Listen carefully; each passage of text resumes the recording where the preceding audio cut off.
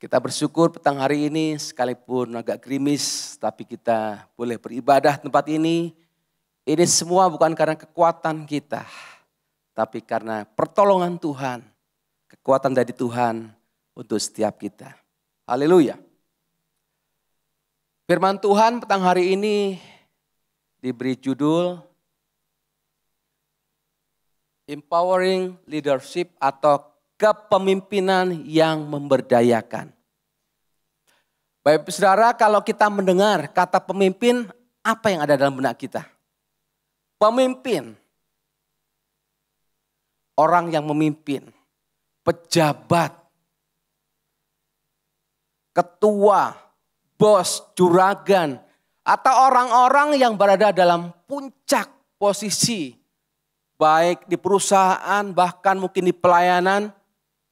Dan bahkan dalam komunitas-komunitas tertentu.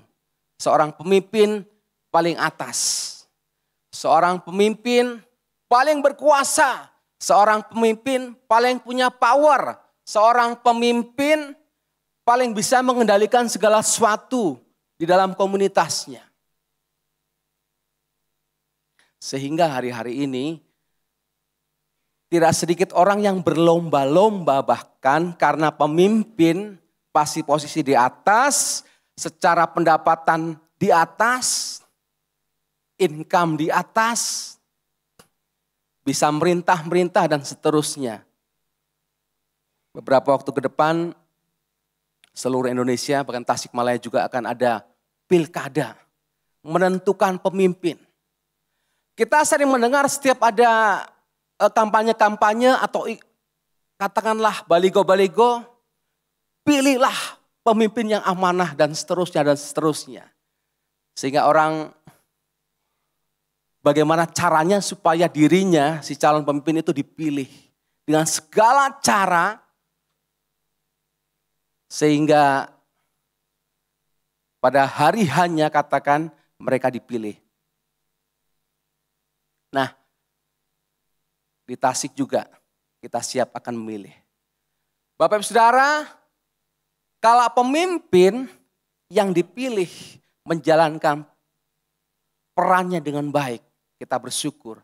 Tapi ada kalanya pemimpin-pemimpin itu yang dia atau mereka penuhi hanyalah tujuan pribadi atau mungkin golongan. Bukan untuk kepentingan orang lain atau orang-orang yang dipimpinnya. Contoh dalam pemilihan kepala daerah saja atau caleg dan seterusnya. Ada banyak memang rupiah yang dikeluarkan. Sehingga tidak sedikit ketika sudah memimpin kita sering lihat ditangkap OTT oleh KPK dan seterusnya. Dan miris sekali. Bapak Ibu Saudara, saya percaya bahwa setiap kita pun sebenarnya adalah pemimpin. Amin. Amin. Baik di keluarga, yang komsel di komsel, gereja di gereja, di perusahaan yang Bapak atau Ibu kelola. Bapak Ibu adalah pemimpin. Di toko, Bapak Ibu pemimpin. Bahkan dalam keluarga lingkup paling kecil, kita adalah pemimpin. Setiap kita adalah pemimpin.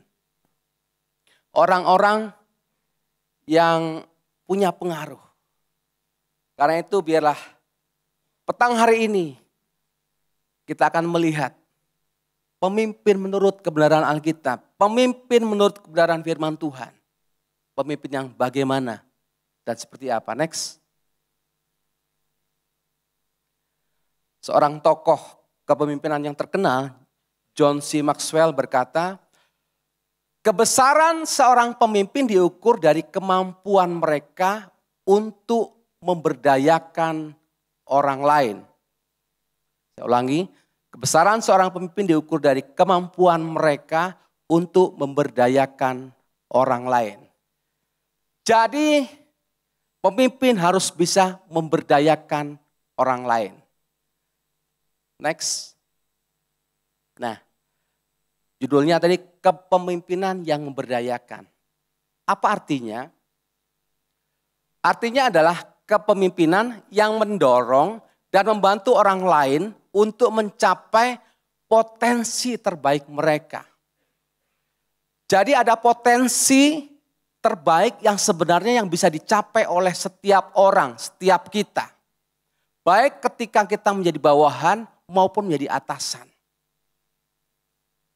Kalau begitu pertanyaannya adalah, apakah kita, Bapak Ibu Saudara, sudah mencapai posisi terbaik, potensi terbaik?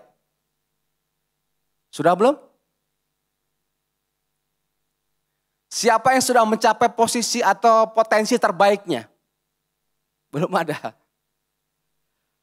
Atau pertanyaan berikutnya, apakah orang-orang di bawah kita yang kita pimpin, mereka sudah mencapai potensi terbaik mereka? Wah, rasanya belum. Masih memble-memble yang saya pimpin. Bahkan saya sendiri ngerasa, aduh, can maksimal ya, can maksimal. Nah, kita akan melihat next. Pemimpin yang memberdayakan itu tidak hanya melihat kemampuan dirinya sendiri, tetapi juga mengasah, mendorong, dan menumbuhkan potensi orang-orang di sekelilingnya. Di sekeliling kita ada banyak orang yang punya potensi dan itu bisa dikembangkan. Wajib dalam tanda kutip dikembangkan oleh kita para pemimpinnya. Bukan hanya tentang apa yang bisa kita capai, tetapi juga tentang bagaimana kita dapat membantu orang lain mencapai panggilan hidup mereka di dalam Kristus. Tetapi negatifnya banyak pemimpin itu yang tidak mau.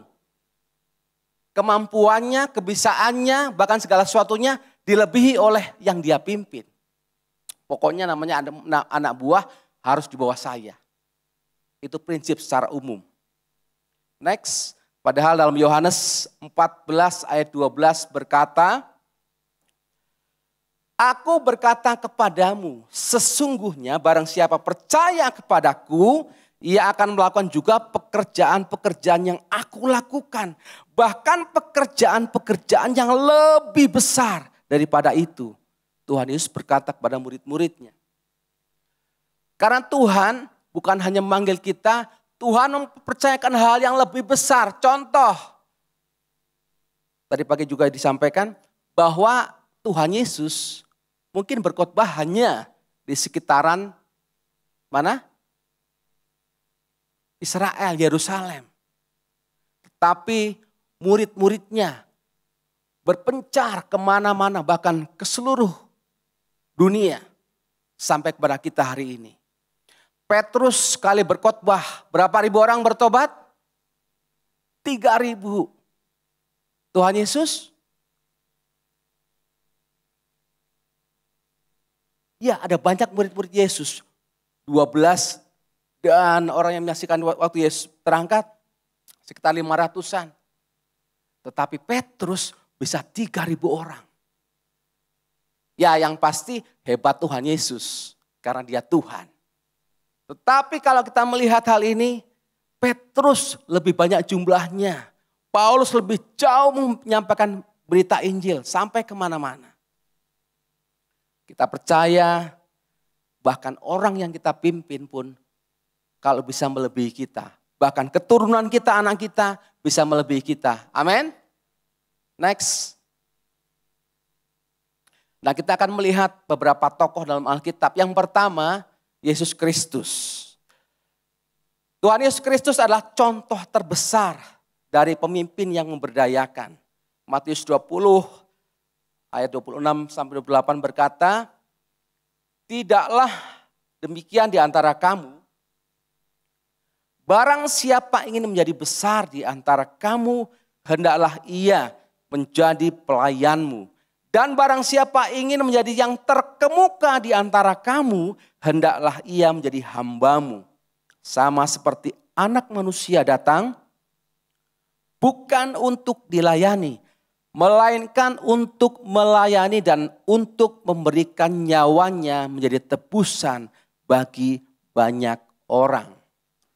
Tuhan Yesus memberikan teladan yang luar biasa. Ada kata pelayan dan hamba. Setiap orang pasti kalau suruh milih, mending jadi pelayan atau dilayani atau melayani. pasti dilayani. Saudara, suatu ketika kecil aja, pulang kebaktian minggu siang, pas panas, pengen minum dingin, saya bersama keluarga pergi ke suatu tempat untuk minum. Katakan kafe, kita sudah memesan, kita tunggu, terus anak saya bawa buletan gitu, tahu-tahu bunyi, Pi, itu harus diambil. Udah panas-panas begini.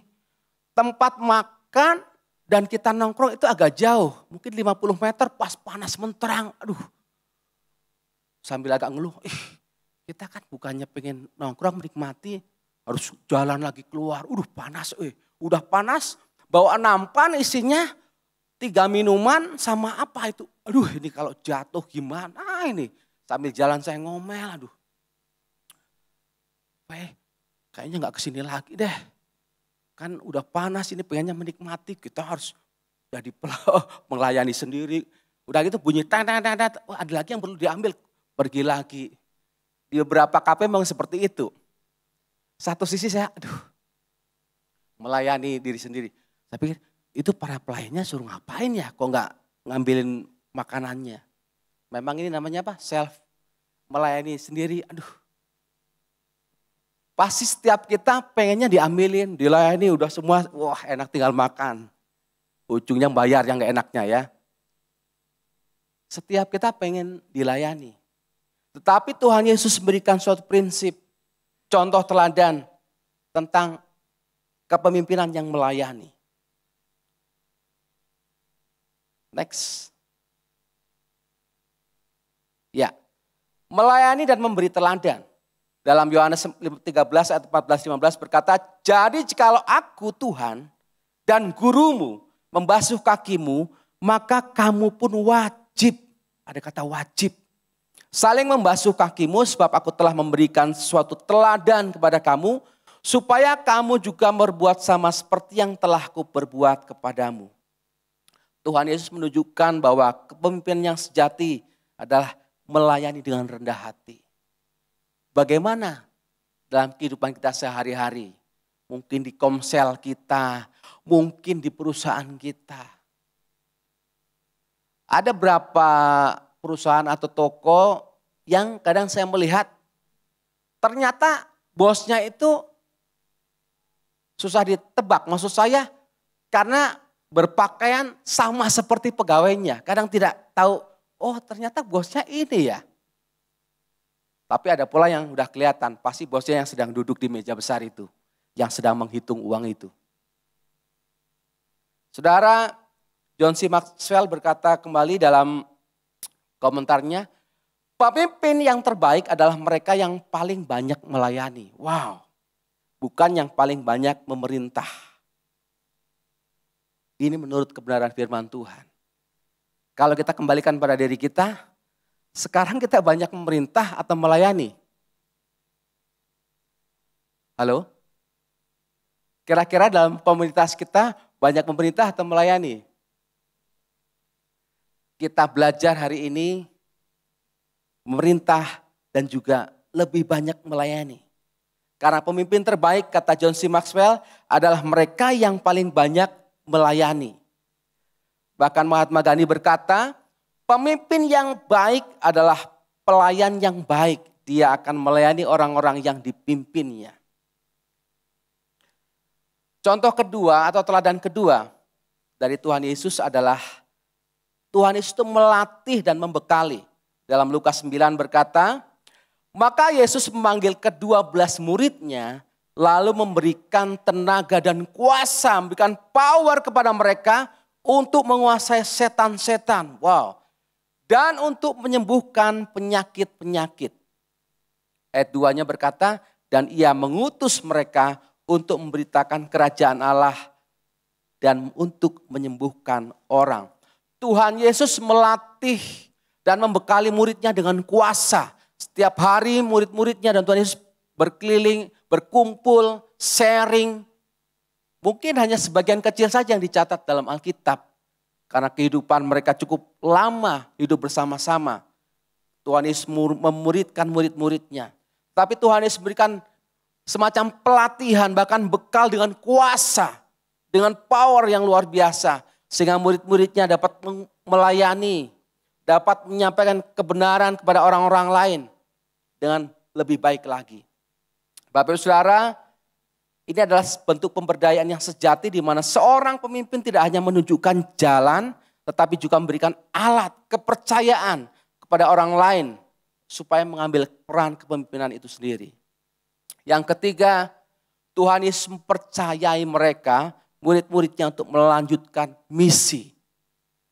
Matius 18 berkata, karena itu pergilah, jadikanlah semua bangsa muridku dan baptislah mereka dalam nama Bapa dan Anak dan Roh Kudus dan ajarlah mereka melakukan segala sesuatu yang telah kuperintahkan kepadamu.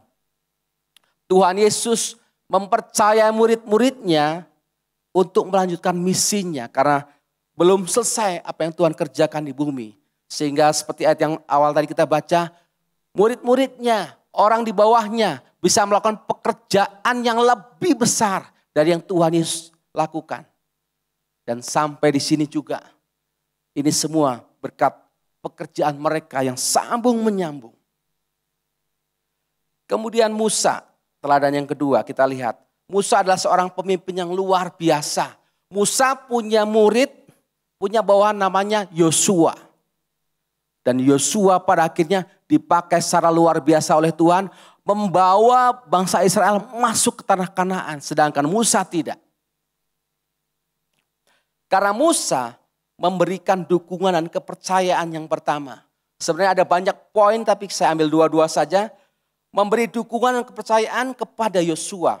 Dalam Bilangan berkata, lalu berfirmanlah Tuhan kepada Musa, ambillah Yosua bin Nun, seorang yang penuh roh. Letakkanlah tanganmu atasnya, suruhlah ia berdiri depan Imam Eleazar dan seluruh umat. Dan berikanlah kepadanya perintah di depan mata mereka itu untuk memimpin masuk ke tanah perjanjian. Musa memberi dukungan, kepercayaan. Bahkan mendoakan, mengurapi Yosua. Sehingga Yosua kuat, teguh, tangguh untuk menjalankan apa yang Musa dan Tuhan inginkan. Untuk membawa bangsa Israel masuk ke tanah Kanaan. Kemudian Musa juga menguatkan, memberi dorongan untuk berani. Lalu Musa memanggil Yosua dan berkata kepadanya di depan seluruh orang Israel, kuatkanlah dan teguhkanlah hatimu. Sebab engkaulah yang akan masuk bersama-sama dengan bangsa ini ke negeri yang dijanjikan Tuhan. Dengan sumpah kepada nenek moyang mereka untuk diberikan kepada mereka. Dan engkaulah yang akan memimpin mereka sampai mereka memilikinya. Musa meneguhkan, menguatkan, beri dorongan untuk berani. Kenapa? Karena yang dihadapi bangsa Israel, bangsa-bangsa yang kuat, bangsa-bangsa yang dahsyat. Bodinya besar-besar sehingga bangsa Israel bisa dikalahkan. Tetapi Musa diteguhkan, harus berani. Berani mengambil resiko, berani melangkah dan seterusnya. Dan pada akhirnya mereka pun bisa masuk ke tanah Kanaan. Karena saya percaya selain Musa, Yosua berani. Karena ada penyertaan Tuhan. Ayat 8 berkata, sebab Tuhan, dia sendiri yang berjalan di depanmu, dia sendiri yang akan menyertai engkau dan tidak akan membiarkan engkau dan tidak akan meninggalkan engkau. Janganlah takut dan janganlah patah hati. Bapak Ibu Saudara, dalam kehidupan kita juga, mungkin dalam perusahaan atau pelayanan kita, ada banyak orang mungkin di bawah kita yang terkadang mengalami masalah pergumulan dan takut. Apa yang kita lakukan? Teguhkan, bahkan doakan. Percaya Tuhan menolong. Sekalipun saya juga kadang ketemu orang mendoakan, kita dukung. Padahal saya sendiri sedang menghadapi masalah-masalah pergumulan dan seterusnya. Tapi tugas kita meneguhkan, menguatkan. Membawa orang semakin percaya bahwa Tuhan, dia Allah yang sanggup melawan segala perkara. Amin. Jangan sampai, saya kerja, duit, iya, aduh banyak masalah. Masa kudu ngedoakan orang? Kalau namanya masalah, siapa yang tidak punya masalah? Semua orang pasti punya. Betul? Habis masalah kita? Enggak. Masalah satu selesai, datang lagi. Datang tanpa diundang.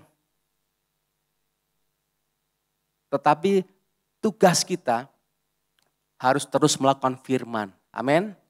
Menguatkan, meneguhkan, mendoakan orang dan seterusnya. Bahkan membantu orang dengan apa yang kita bisa. Yang ketiga, ada Paulus. 2 Timotius 2 berkata, apa yang telah engkau dengar daripadaku di depan banyak saksi, percayakanlah itu kepada orang-orang yang dapat dipercayai, yang juga cakap mengajar orang lain. Paulus punya setidaknya 2 murid yang paling dekat dengan dia adalah Timotius dan Titus. Paulus mengajarkan untuk menjadi teladan hidup dalam kehidupannya. 1 Timotius 4 berkata, jangan seorang pun menganggap engkau rendah karena engkau muda. Tapi jadilah teladan bagi orang-orang percaya dalam perkataanmu, dalam tingkah lakumu, dalam kasihmu, dalam kesetiaanmu, dalam kesucianmu. Kemudian Paulus juga mendelegasikan tanggung jawab. Dalam Titus, aku telah meninggalkan engkau di Kreta dengan maksud supaya engkau mengatur apa yang masih perlu dibenahi dan supaya engkau mengangkat penatua-penatua tiap kota seperti yang telah kupesankan kepadamu. Dahsyat. Pada titik tertentu Titus bisa mengangkat penatua. Penatua berarti di bawah Titus. Titus Paulus. Paulus oleh Barnabas. Barnabas murid-murid Yesus diberdayakan oleh Tuhan Yesus. Jadi terus sambung menyambung bahkan sampai kepada kita hari ini, tempat ini. Saya percaya itu semua dalam garis dan kehendak Tuhan. Karena itu biarlah setiap kita dimanapun kita berada, apapun posisi kita mau menjadi pemimpin yang memberdayakan. Amin. Saudara, next, saya akan tutup khotbah saya dengan kisah ini. Ini salah satu fotonya banyak sekali. Persiapan Natal 2021 di Katolik Ciamis. Ya, di Ciamis ada sebuah komsel yang oleh pemimpin saya, Pak Rubin, Om Julius, Pak Wahyudi, rekan sekerja juga Pak Marga, dipercayakan untuk kita kelola. Jadi saya, Ci Cucuy, dan teman-teman, kita memulai komsel tersebut. Saudara, pada waktu zaman COVID, kita banyak dengan Zoom. Aduh, ketika Zoom, ada saya, Pak Marga, Ci Cucuy, istri saya, tambah 3 atau 4 dari Ciamis. Jadi sekitar 7 orang. Aduh, aslinya cuma 3 yang dari Ciamis, 3 atau 4 orang. Pernah cuma saya, Pak Marga, Ci Cucuy, bono hadir kening komsel teh. Aduh, Bapak Ibu kalau punya komsel, Zoom, gak pada hadir gimana? Aduh, ngenes gak? Aduh, siapa yang PKS? Boleh angkat tangan? Yang masih Zoom? Aduh, 10 menit lewat ngekakar 2 ekor, udah 2 ekor. Aduh, kadang WA, gak sesuai lah, ya ini aja.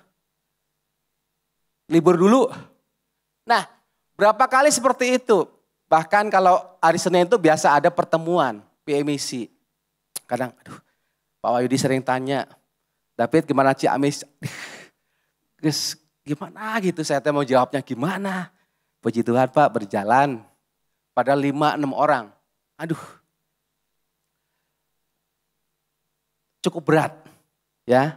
Tapi puji Tuhan, beliau mendelegasikan, kasih kepercayaan pada kita. Aduh, sampai saya cerita Ci Cucuy, gimana Ci ya ini? Aduh, ya udahlah, pokoknya kita jalanin aja dulu. Dan 2021 masih masa COVID, kita coba bikin Natalan. Tidak ada tempat, kita nggak punya tempat karena keliling dari rumah ke rumah, kita nebeng dan diberi tempat luar biasa oleh Romo Ciamis, Katolik Ciamis. Puji Tuhan kita mengadakan Natal pada waktu itu di Katolik. Next. Ya, ini Pak Wahyudi dan Ibu dan juga jemaat yang ada. 2021 Komsel, namanya masih Komsel waktu itu, mengadakan Natalan di Ciamis. Next. Nah, bulan Maret 2022, mestinya bulan Februari, kita mengadakan Komsel onsite. Jadi 2 kali onsite, 2 kali online. Tapi Februari 22 saya keluarga kena COVID. Jadi ditunda lagi sampai akhirnya Maret. Saya ingat Om Tekbuk yang waktu itu tugas pertama kali. Nah itu di gudang ya. Itu ada foto gudang-gudang tuh banyak barang dan seterusnya. Nah ini yang hadir sekitar 10 orang, 15 orang. Pak Wahyudi khotbah kemudian bilang, targetin 15 jadi 30. Waduh saya pikir gimana ya, berat memang ya. Next. Imlek, wah Imlek pasti banyak karena ada angpau ya. Bagi-bagi angpau, acara lomba, ada angpau, wah senang pokoknya ya. Puji Tuhan ada sekitar 20 orang. Ini Imlek 23. Next. Ini Imlek 24. Wih lumayan banyak. Angpaunya makin banyak yang tersebar. Puji Tuhan. Next. Ya. Sampai suatu kali Pak Wahyudi sering bilang juga, apakah kita mau seperti ini terus? Dan kita, puji Tuhan, tadi tempat-tempat yang tadi itu adalah tempat toko atau ruko sumber teknik. Bapak Hendrik atau Ko Hendrik yang toko sumber teknik, atau orang yang punyanya papahnya Bapak Ang Tikco dari Bagan Siapi-Api. Memberi tempat gudang di atas untuk kita. Tapi puji Tuhan, Om Yus bilang waktu ke Banjarsari semobil, David coba kamu ngomong sama Hendrik atau papanya supaya tempat itu bisa enggak dipakai ibadah. Maksudnya sampai pada akhirnya seperti gereja. Ya Om, siap. Sehingga saya sama Marga pergi ke beliau yang punya ceritanya. Tadinya gimana ngomongnya Pak Marga ya. Tapi karena perintah dari pemimpin kita ngomong saja. Ngomong dan puji Tuhan, oh boleh. Padahal itu dipakai gudang. Kok barang-barang yang tadi gimana? Udah kita angkut ke Tasik. Puji Tuhan. Dan itu ada 3 blok. Dan kita bilang, kok kita rencananya ini 1 blok disekat. Karena suaranya itu gandeng ya. Dan di atas. Kita tahu kondisi Ciamis. Jadi sambil komsel itu kita ketar-ketir kalau nyanyi. Tarik. Takut ada yang lempar lah. Takut inilah. Kita Ciamisnya bukan di daerah Pecinan. Tapi agak ke sebelah sana yang ke arah Maleer ya. Oh Maleber, sorry Maleer. Maleber, arah ke Kawali ke sana. Jadi Sian, puji Tuhan. Ko Hendrik bilang, kalau nyekat mah jangan segitu aja kok David. Langsung aja deket sampai dibablasin. Wah gitu kok, bisa gitu, boleh kok. Boleh, waduh. Udah boleh, kita pulang bingung. Dananya dari mana? Duitnya dari mana? Itu nyekat gak pakai cuma, bukan hal sederhana, dibilang sederhana, dibilang tidak. Akhirnya saya mampir ke Om Julius, Om gini. Oh oke. Dan puji Tuhan Om support dana awal. Puji Tuhan. Sia Om, terima kasih Om. Dan saya sharing ke Pak Wahyudi dan seterusnya. Dan puji Tuhan. Tuhan gerakan. Dan ada sedikit dana, kita mulai.